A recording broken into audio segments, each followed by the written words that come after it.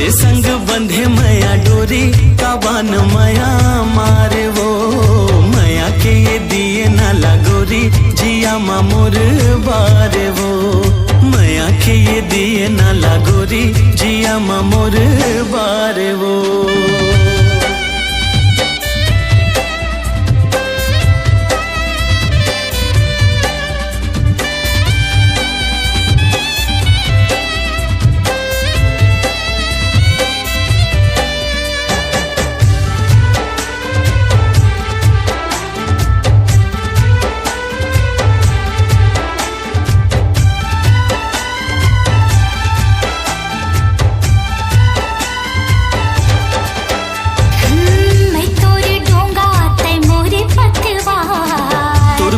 जिंदगी नहीं होवे संगी पार मैं तोर पतंगा और तै हमर डोर दिल के आईना मां लिखाए नाम तोर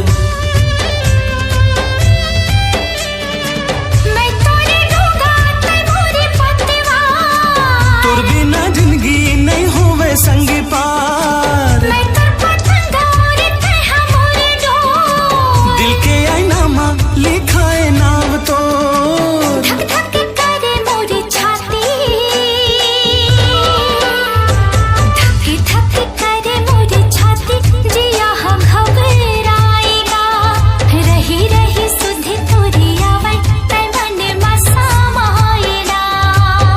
संग बंधे मैया डोरी काबान मैया मारे वो मैया के ये दिए न लागोरी जिया मोर बारे वो।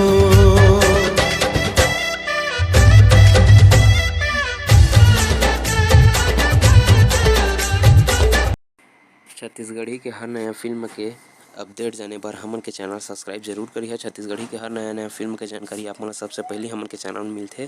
तो फिर मिलथे अपन अगले वीडियो में। जय जोहार, जय छत्तीसगढ़। अगर आप मन ला हमर ये वीडियो पसंद आइस तो आप मन लाइक कमेंट शेयर करे के बाद हमर चैनल ला सब्सक्राइब जरूर करो और हाँ बेल आइकन ला दबाना झन भूलिए ताकि हमर ये चैनल में समय समय पर आने वाला वीडियो के बारे में आपला जानकारी मिलता है।